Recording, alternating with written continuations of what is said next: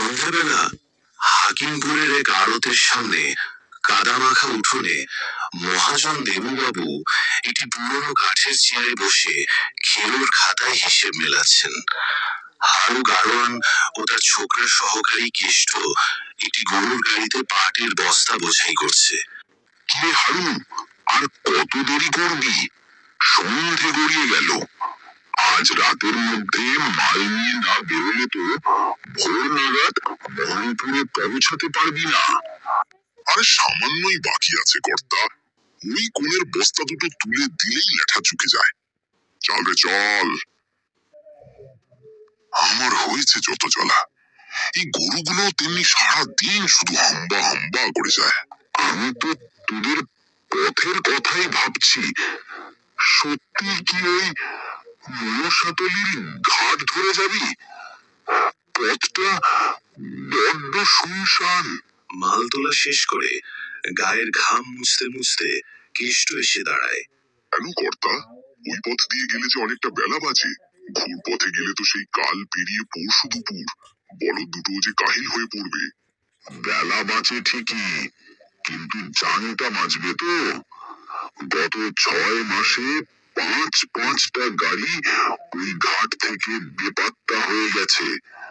গাড়ি, মাল, গাড়োয়ান কিছুরই খোঁজ মেলেনি। লোকে বলে ওখানে নাকি জলপিশাচের আস্তানা। অমাবস্যা পূর্ণিমাতে খাড়ির জল থেকে উঠে আসে। ওসব গায়ের লোকের আজগুবি কথা ছাড়ুন তো।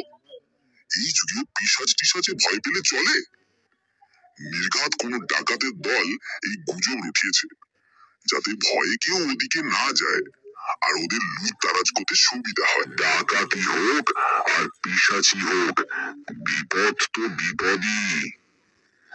দারোগা বাবু লোক লস্কর নিয়ে তল্লাশি চালিয়েছে, কিন্তু ওই বাদাবনের ঘন জঙ্গলে কিছুই খুঁজে পাইনি। কেবল তোর ওপর ভরসা আছে বলেই মালটা দিচ্ছি। তোর বাপের আমল থেকে তোরা এই পথে গাড়ি চালাচ্ছি। আপনি কিচ্ছুটি ভাববেন না কর্তা, কেষ্টর বোনের বিয়ের জন্য টাকার দরকার। এই চালানটা ঠিকঠাক পৌঁছে দিলে ভাড়ার সাথে ভালো ইনাম দেবেন বলেছেন। ওই সুযোগ কি ছাড়া যায়? ঠিক সময় মাল পৌঁছে দিয়ে আপনার ইনাম নিয়েই ফিরবো। আচ্ছা যা, ভগবান তোদের সহায় হন।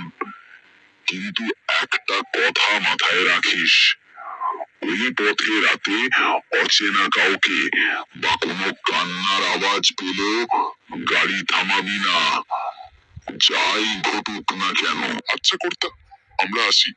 এই চল রে চল। হারু গাড়ির চালকের আসনে বসে বলদের দড়িতে টান দেয়।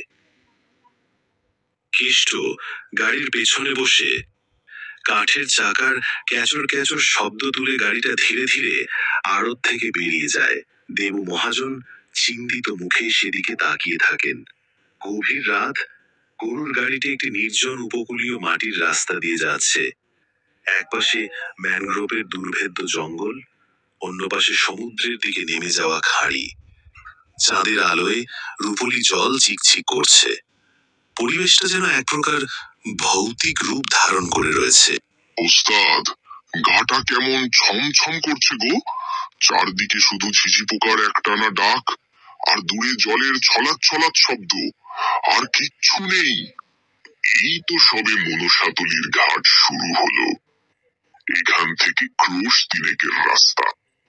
বুক চিতিয়ে বসে থাক, দেখবি তর তর করে বেরিয়ে যাব। না মানে মহাজনের কথাটা, আরে ধুর, যত সব বুড়ো মানুষের কুসংস্কার। তুই বরং এক ছিলিমই তামাক শ্বাস দিই। কিছুটা এগোতেই রাস্তাটা আরো সরু হয়ে আসে। হঠাৎ করেই চারদিকে ঘন কুয়াশা কোথা থেকে উঠে এসে সব ঢেকে দিতে শুরু করে। আরে ধুর যাই, এই অসময়ের কুয়াশাটা আবার কোত্থেকে জুটলো? গাড়ির সামনে বলদ দুটোকেও যা ঠাহর করতে পারছি না। সত্যি ভারী অদ্ভুত রে ব্যাপার তো ওস্তাদ, এই সময় আবার কুয়াশা। কলিযুগ, ঘোর কলিযুগ বুঝলি কেষ্টর।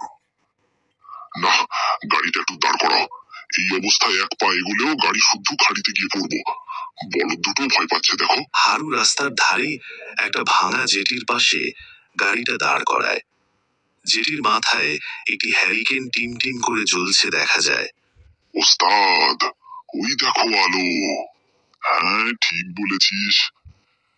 চল তো গিয়ে দেখি যদি এক ঘটি জল আর একটু জিরিয়ে নেওয়ার জায়গা মেলে। গলাটা শুকিয়ে কাঠ হয়ে গেছে। এই নির্জন ভুইফুর জায়গায় আলো, ব্যাপারটা ঠিক ঠেকছে না ওস্তাদ। সবকিছু বেহিসাবি লাগছে।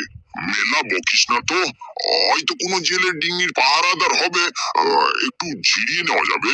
বলো দুটো জিরিয়ে নিক। ওরা গাড়ি থেকে নামে, কুয়াশার মধ্যে দিয়ে হেঁটে ভাঙা জেটির কাছে পৌঁছায়। সেখানে একটা ছোট্ট তালপাতার ছাউনির সামনে এক বৃদ্ধা বসে আছেন। পরনে সাদা থানের কাপড়, মুখে গভীর বিষাদের ছাপ, হাতে রুদ্রাক্ষের মালা। মাসি, এখানে এই নিশুতি রাতে একা একা বসে কি করছেন? পথের দিকে চেয়ে থাকি বাবা, যদি কেউ আমার খোকার খবর এনে দেয়। এই রাতে আপনার ভয় করে না? আমরা তো মোহনপুর যাব। তা এখানে কি একটু জল পাওয়া যাবে? বৃদ্ধা এবার মুখ তুলে তাকান। তার চোখ দুটি যেন কুয়োর মতো গভীর।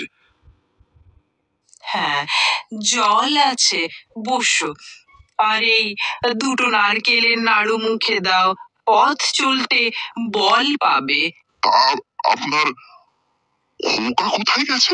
এই জঙ্গলই তাকে গিলে খেয়েছে। যারা এই বনকে চেনে না, বন তাদের ফিরিয়ে দেয় না। তোমরাও তো অচেনা পথিক, রাতের বেলা এই পথে কোনো শিশুর কান্নার শব্দ শুনলেও দাঁড়িও না। ও মায়ার কান্না, একবার দাঁড়ালেই জঙ্গল তোমায় টেনে নেবে। বৃদ্ধার কথায় হারু আর কেষ্টর গা শিরশির করে ওঠে। ওস্তাদ, চলো ওঠা যাক। কুয়াশাটা একটু হালকা হয়েছে মনে হচ্ছে। তাই চলো। আচ্ছা মাসি, আমরা আসি। হ্যাঁ। ওরা ঘুরে গাড়ির দিকে এগোতে যাবে, এমন সময় পেছন থেকে একটা বাচ্চার বুক ফাটা কান্নার তীব্র আওয়াজ ভেসে আসে। চমকে ওরা পেছনে তাকায়। এই তো, মাসি তো এই কান্নার কথাই বলছিলেন, কিন্তু বাচ্চাটা অমন করে কাঁদছে কেন? চলো তো দেখি একবার। ওরা আবার জেটির দিকে তাকায়, কিন্তু আশ্চর্য, সেখানে কোনো ছাউনি নেই, কোনো বৃদ্ধা নেই, এমনকি হ্যারিকেনটাও নেই।